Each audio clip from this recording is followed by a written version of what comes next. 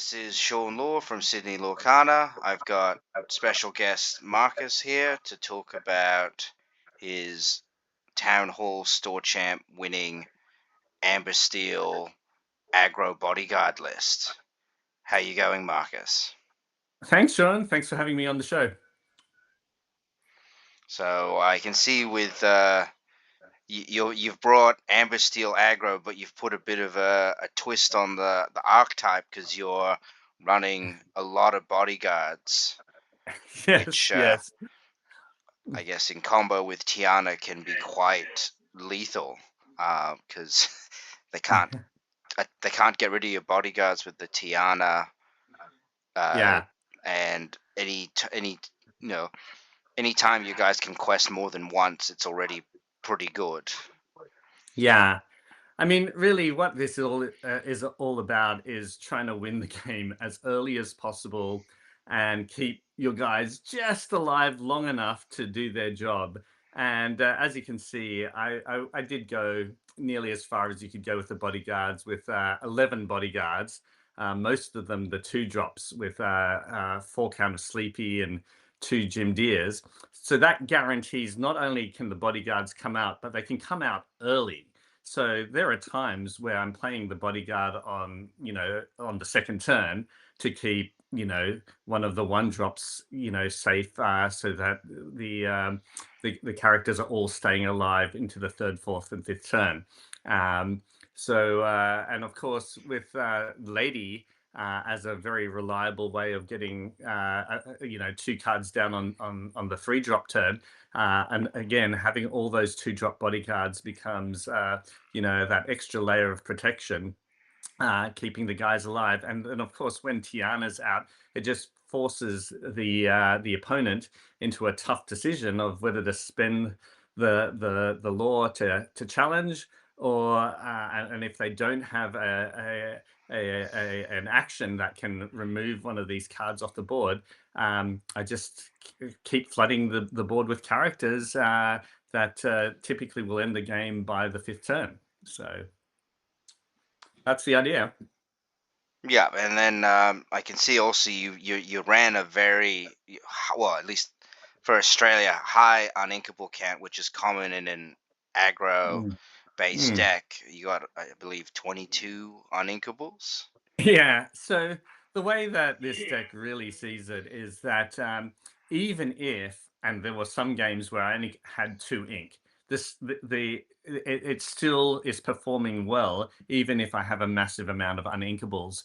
Of course, when you're playing against Blurple, they're using into the unknown, which takes the card off the board but adds it into the ink pile. So in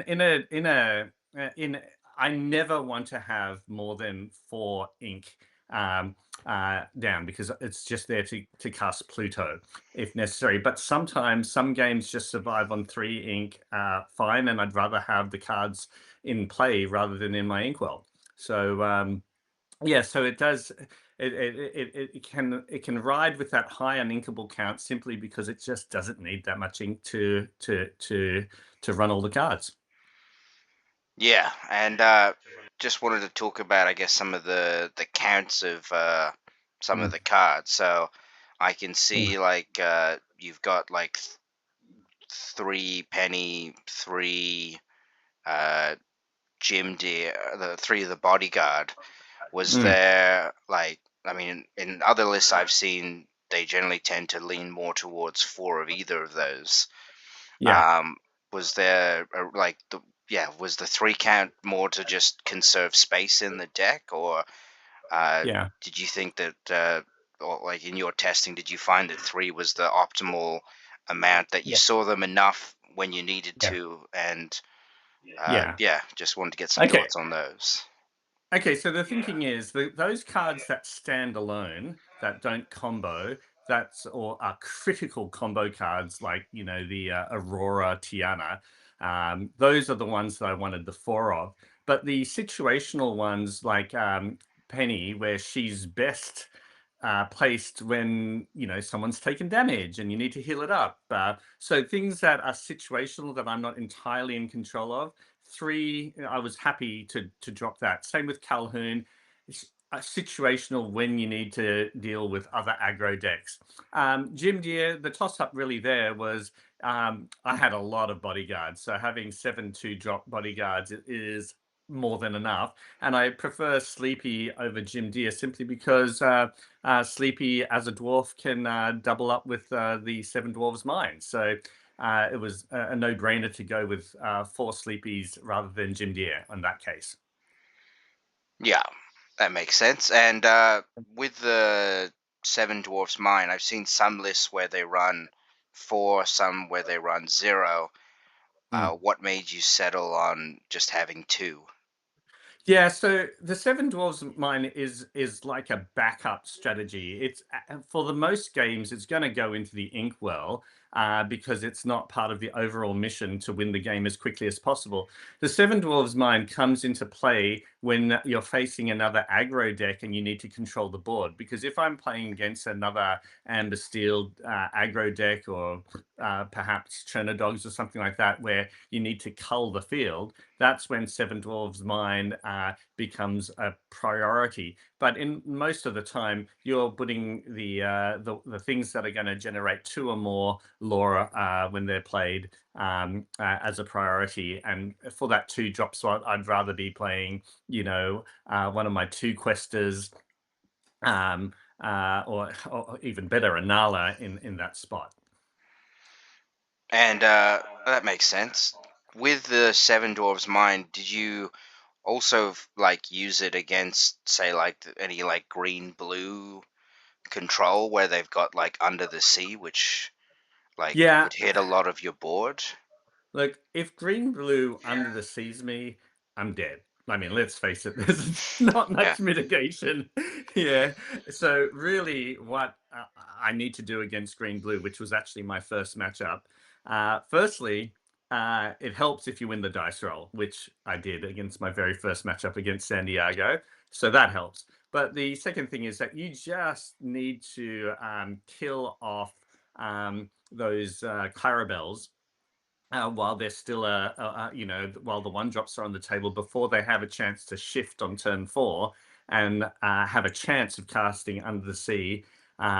Yeah, on that round, because if they do that, which Santiago did when in one of the matches, this deck is dead in the water. So there's little mitigation against that knockout blow in this deck.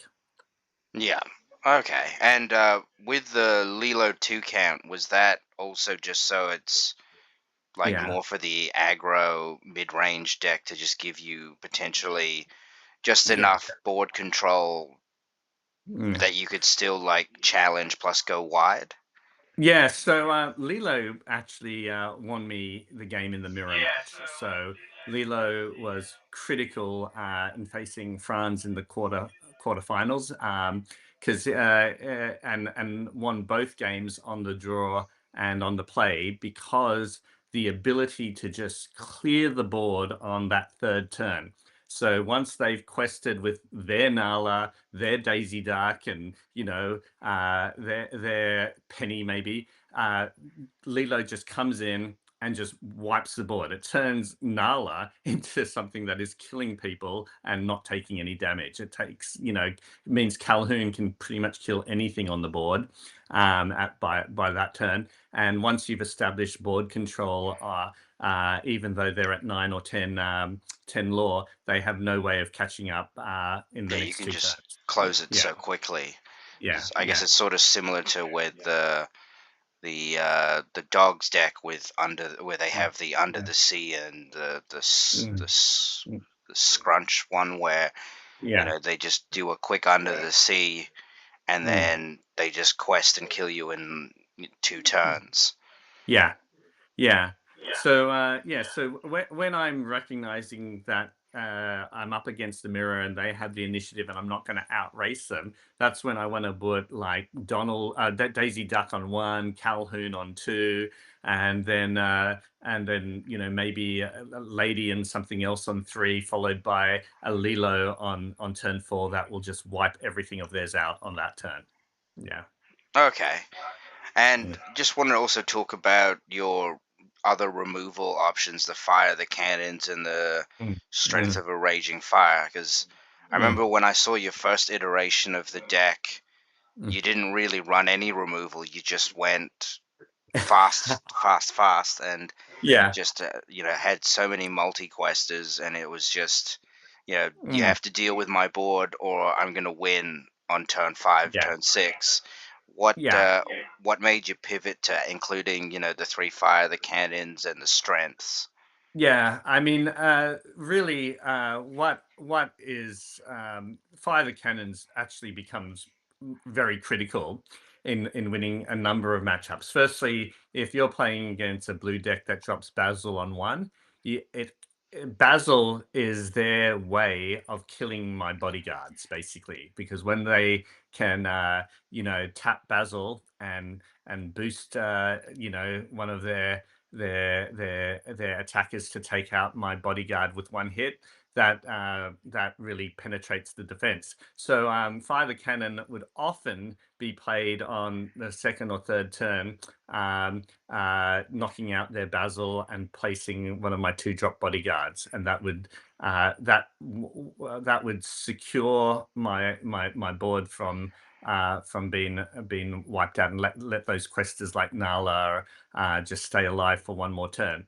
Yeah, the strength of the raging fire, again, situational.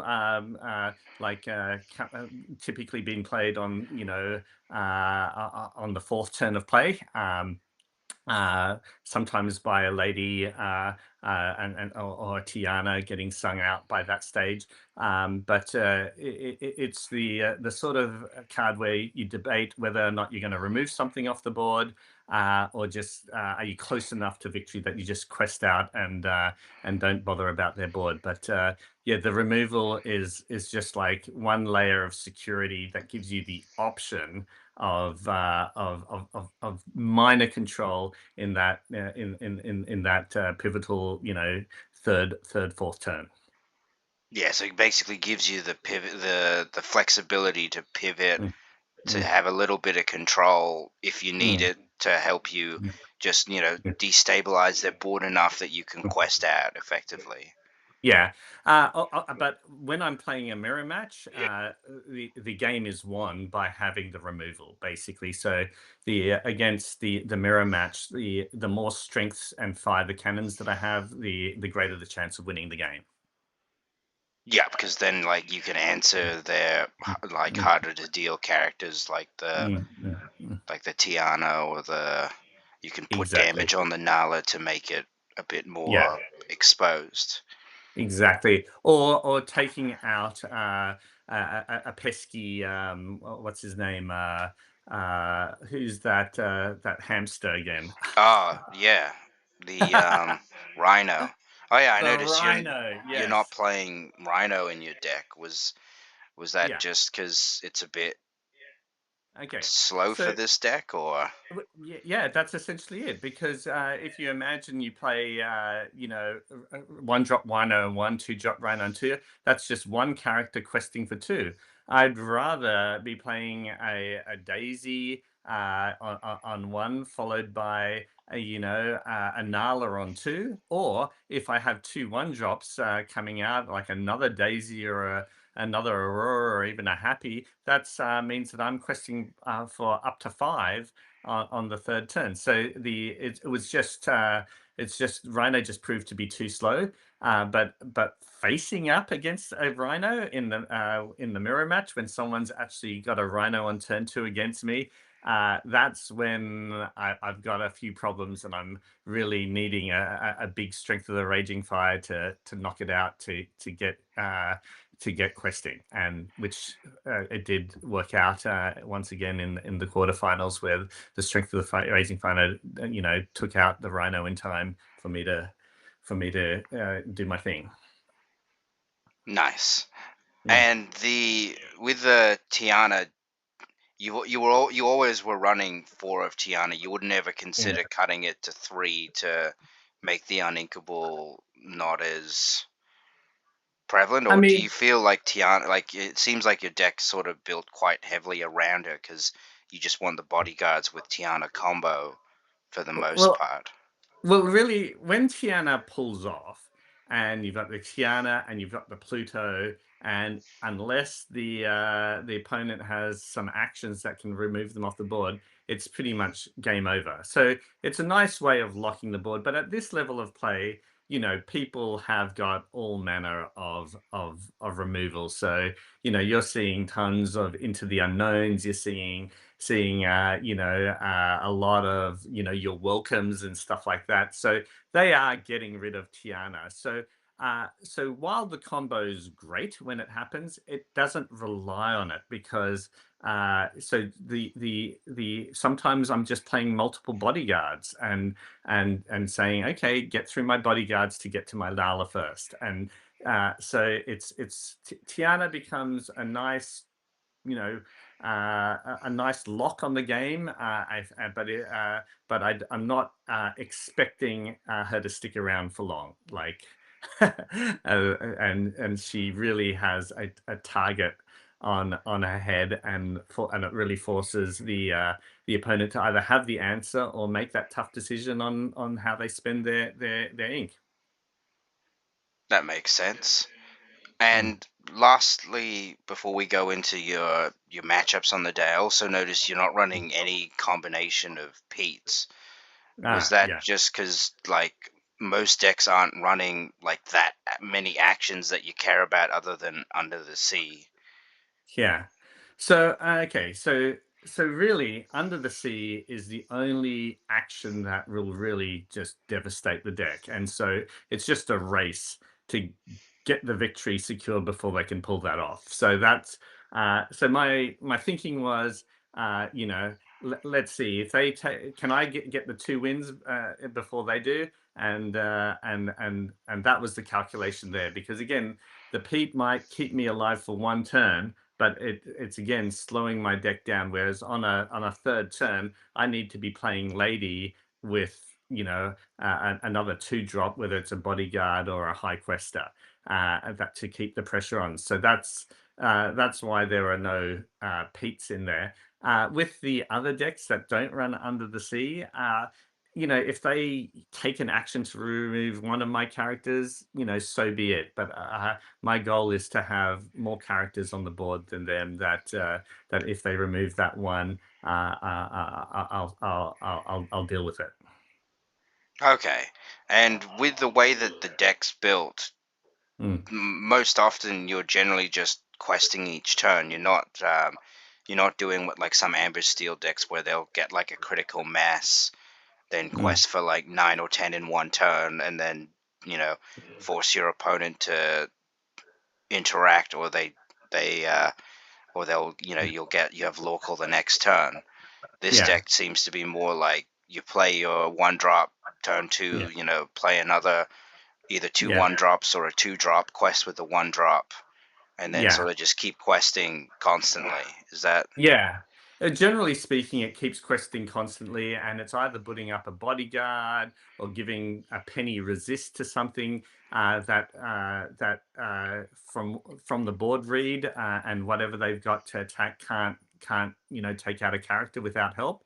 What it's doing as well, it's strategic use of fire the cannons to knock out something like a Captain Hook or something like that could knock out some of the early characters. It's just about surviving, and as I mentioned, like it's a very few cards that have that force strength that can get through these bodyguards. So it keeps the guys alive long enough for me to be aggressive with the questing. excellent? That's a very good explanation. Mm, Um, just wanted to talk about now the different matchups that hmm. you had on the day of the Yeah, set champs. So if you want to just yeah, talk about who you played, what they were yeah, playing, and any highlights from the matchup, that'd be great. yeah. So round one was with Santiago, and he took me out in the finals of last season. And so it was, he played a blue green control deck with my worst, enemy, which is Under the Sea. but it was good that I won the initiative. So the first game was I was managed to eke out the victory before he could stabilize the board. But then on the second turn, when he had initiative, he just wiped me out with Under the Sea, and the big guns just kept coming, and there was no chance. It was very one-sided. Third game was double Daisy, double Nala, and the game was over so quickly before Clarabelle had a chance to really make an appearance. So that was just a case where the speed just won that matchup. Round two was against Cooper from Newcastle, and he was doing Blurple. And in this case, this is the first time I was playing against Mim Elephant, and I actually wasn't actually too sure how the Mim Elephant was working with all the damage counters going everywhere.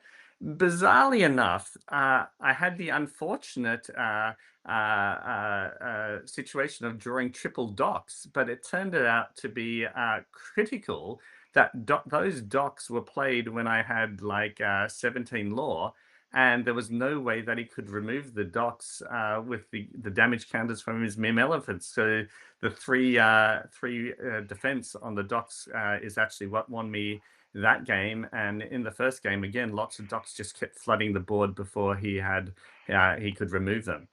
Third round was William, and he was doing Purple Steel. And I'll maybe save my commentary for him because I ended up playing William in the finals because he. But in the rounds was a bit of a seesaw, but the real matchup was in the finals. Then, because of that, I was already ranked one and was able to secure the place in the finals and the quarterfinals. So in the round of 8, was up against France, and this was a mirror match. This was going to be a tough job because for France, because I had initiative with the higher ranking. So with the initiative, and was fortunate enough to get tons of fire the cannons and strength of a raging fire in the first game that just cleaned up the board. And in the second round, when I was on the draw, that was when Lilo proved her worth, and Lilo was able to knock out his entire board when he had 3 or 4 characters. And round 7 was against Blurple deck from Matt. And even though I had the initiative, I lost the first match because I drew all my dwarf mines, and this is what I was talking about. Dwarf mines is not what I want. I need the high questers, and with dwarf mines as my 2-play and my 3-play, it was just not fast enough. So I think I lost that game, only managing to get up to 11 law because I just never saw any of my high questers.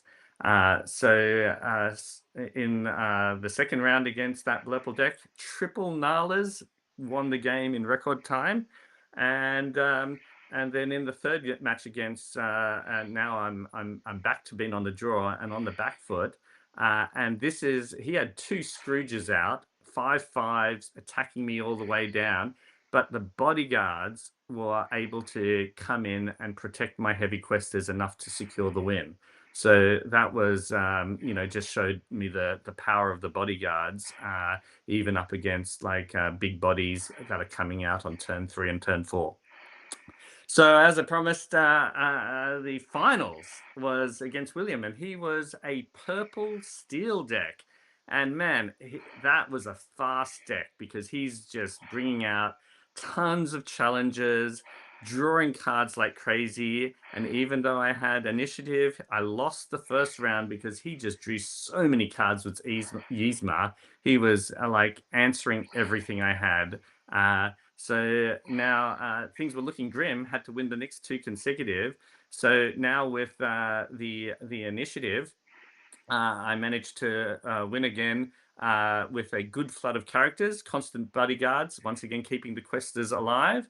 And now in the all-critical final round, it's 1-1, and he has the initiative. And the key to this game was actually killing Pete with a five cannons. Killing his Pete, which was the only, three strength guy that he had on the board. He had a board full of, one strength characters like Palace Guards, and he had, a couple of, those Diablo birds. But Mr. Arrow was on the board, and he had no way of killing Mr. Arrow, and so it was basically the game. Mr. Arrow was the star of the show on the final round that he just couldn't mount enough damage to put him out, and that won me the game. And the awesome, magnificent playmat. That's a Nice. summary of how it went. Excellent. Thanks for giving a good recap on the different matchups you had. Mm. Going forward with this list, are there any changes you would make to the list, or are you happy with how it functioned? You feel it's pretty tuned enough as it is? Yeah, I mean it's a high risk, high reward situation. I think if there's a lot of Blurple, and if Blurple continues to be dominant, I'd be happy to play this. In a world where there's Churner dogs and a lot of Churner dogs and a lot of blue green, I would probably make an argument for some Pete's making their way in there. So because with that amount of under the seeing, it probably wouldn't be worth the risk to go in without any mitigation for that.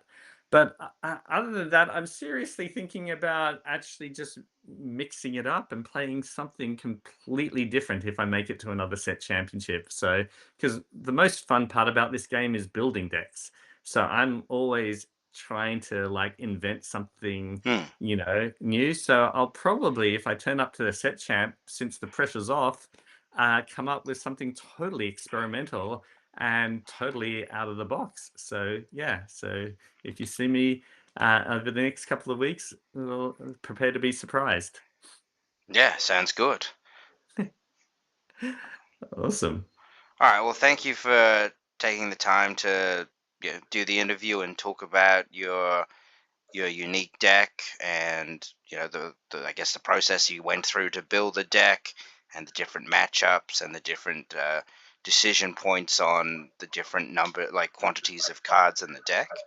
And hopefully we'll see you on the channel again to talk about a different deck in the future. Thanks, Sean. Pleasure being here. All right. Thank you. Thank you.